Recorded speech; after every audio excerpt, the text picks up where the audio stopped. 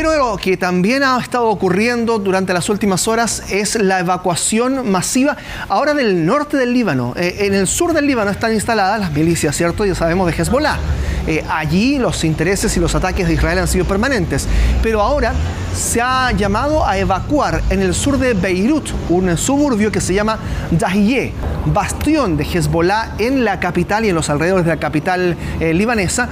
Pero allí entonces ha aparecido el ejército durante esta madrugada y con altavoces, con distintas alocuciones, han llamado a evacuar esa zona ante la posibilidad de que los ataques comiencen a registrarse de manera mucho más intensa. Le piden a todas las personas que abandonen sus hogares, y miren el efecto, son tacos gigantescos, kilométricos por las calles de Beirut, de personas que intentan escapar de bombardeos que son cada vez más intensos, no solo, ya lo decíamos, en el sur, sino también en la capital. Y ahora también, desde ayer, se ha mencionado que en el norte del Líbano también hay intensos ataques israelíes. Inminente entonces es que algunas de estas imágenes se transformen en edificios que puedan ser atacados. De hecho, lo que se ha mencionado también, hay algunos testigos en la zona que dicen que se lograron escuchar disparos al aire por parte de fuerzas israelíes. Claro, y estaba buscando acá algunas cifras, se habla que son al menos 60.000 los desplazados solamente en el Líbano a raíz de lo que está ocurriendo y con todas estas dificultades para dejar sus casas en lugares donde habitan.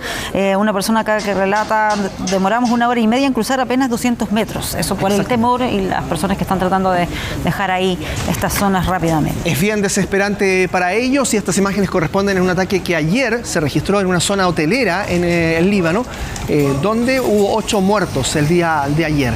En el caso de este suburbio que se está pidiendo evacuar, es el núcleo político y militar de Hezbollah en el Líbano, y ha sido blanco recurrente también de la aviación israelí. Se menciona que más de 80.000 personas han evacuado la zona del Líbano, que ha llamado a ser justamente abandonada por parte de las fuerzas militares de Israel.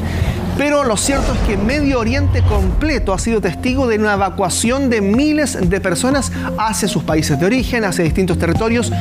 Por lo pronto, más de 4.000 personas han regresado al Reino Unido en vuelos comerciales. Se espera que otros 7 vuelos lleguen durante este día también a Reino Unido, en una de las mayores operaciones de evacuación de la historia en Reino Unido. Así lo ha definido el propio primer ministro Keir Starmer.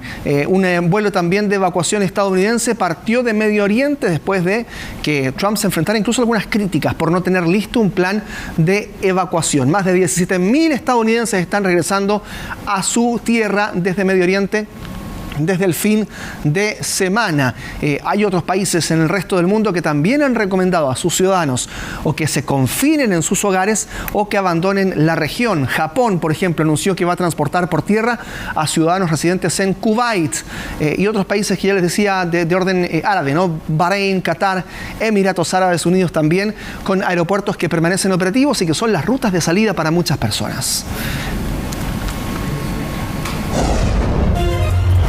Y esta imagen corresponde a un video que el Comando Central de Estados Unidos ha publicado. Se llama 100 horas y lo que hace el Comando Central de Estados Unidos es mostrar en algunos minutos todo lo que ocurrió desde que comenzó esta operación Furia Épica, operaciones militares conjuntas con Israel. Donald Trump ha advertido que los ataques van a continuar hasta cumplir todos los objetivos. Para muchos esto es propagandístico también. Tiene que ver con la guerra comunicacional. Claro, ¿no? Sí, tiene que ver con la guerra comunicacional. Irán está respondiendo, ya lo decíamos, con drones y misiles. Hay polémica por la forma en la que también lo ha comunicado las fuerzas estadounidenses. ¿En qué por ejemplo, sentido? Ayer se mencionaba algunos de estos videos que ustedes ven ahí en pantalla, que habían sido publicados por las fuerzas estadounidenses en redes sociales, pero musicalizada con la Macarena, con el éxito español. Claro. Obviamente trivializando una situación que es bien grave a nivel internacional. Y había otro conflicto bélico, de algo donde hay muertes, y es como que se tomara de una manera muy liviana. Claro, porque en rigor son envíos de misiles Tomahawk contra objetivos iraníes, alternando estas imágenes térmicas de alta resolución. Y durante las últimas horas también se ha conocido un video que la Casa Blanca había publicado, donde se incluyen parte de estos ataques a Irán con imágenes del juego Call of Duty. un juego también de acción bélica, digamos. Muy conocido, además. Muy conocido, sí.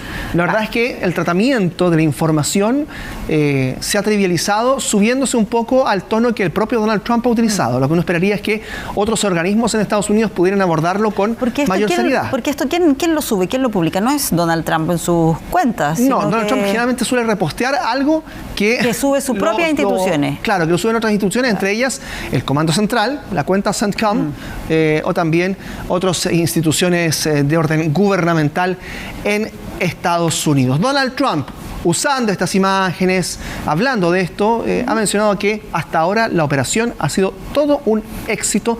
El grandilocuente tono siempre que usa Donald Trump a continuación. Nos está yendo muy bien en el frente de la guerra, por decirlo suavemente.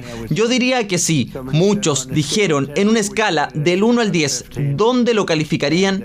Yo dije como un 15 y vamos a seguir haciéndolo bien.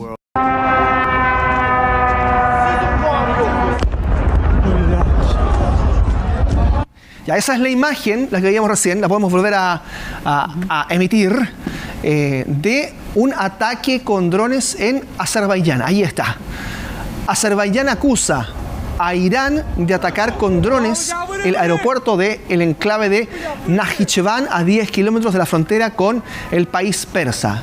Comenzamos este segmento hablando de cuánto se extiende el conflicto en Medio Oriente y ya con ataques hacia otros países. Bueno, Azerbaiyán está acusando ahora a Irán también de enviar estos drones hacia su territorio. Azerbaiyán, un país del eje soviético, en el centro de Asia también, donde, claro, no hay relación directa con el conflicto y por lo tanto ellos dicen, perdón, pero nos estamos viendo involucrados de una manera que no es la correcta, y han llamado al embajador de Irán en Bakú, en la capital azerbaiyana, Mojtaba Demircioglu, para que explique qué es lo que pasa, cómo es que llega este dron y ataca un aeropuerto además civil. Quedaron 2 personas heridas, ahí están las imágenes. ¿Y hay alguna reacción de parte de Irán, alguna explicación, alguna declaración sobre este tipo de situaciones que se dan expandiendo el escenario de conflicto? O sea, en el caso de Azerbaiyán todavía no.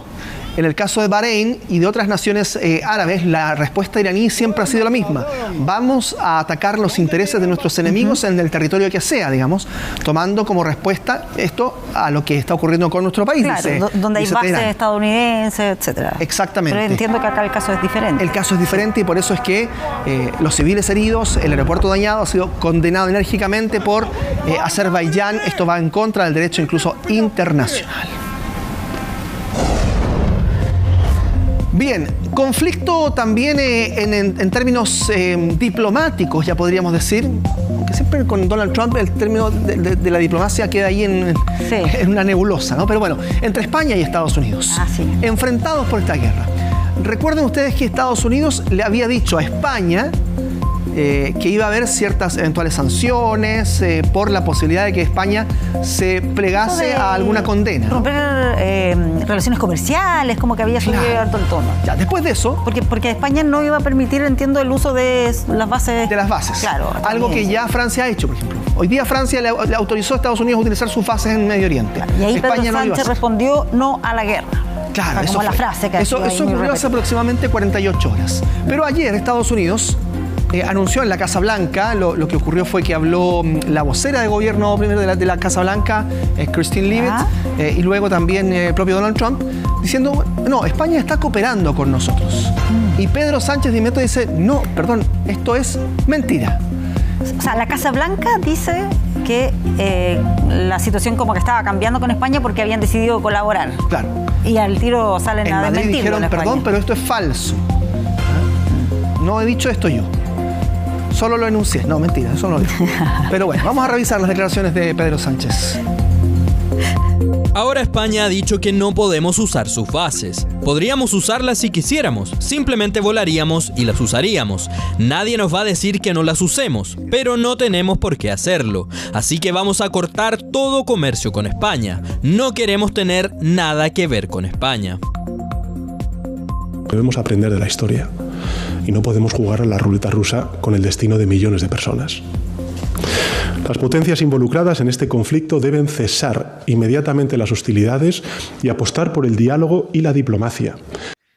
De toda Europa es España quizás el país que mantiene las relaciones más tensas en este instante con Estados Unidos, con el propio Donald Trump, digamos, porque hay otros países como Alemania, por ejemplo, que están plegándose no al ataque estadounidense, sino a operaciones que permitan proteger a países europeos de un eventual ataque iraní, digamos. Esa es como la lectura que se hace, no sumándose a Estados Unidos derechamente, pero al menos hay un eventual o un tácito respaldo. En el caso de España, no. En el caso de España están totalmente enfrentados en este instante con Estados Unidos. Quizás la otra relación tensa es la de Trump con Reino Unido, pero personalizada en Keir Starmer particularmente. Claro, pero eso también, me imagino, vuelve más tensas las relaciones al interior del propio bloque europeo, ¿no? Sí. ¿Sobre qué hacen? ¿Apoyan a España? ¿Apoyan a Estados Unidos?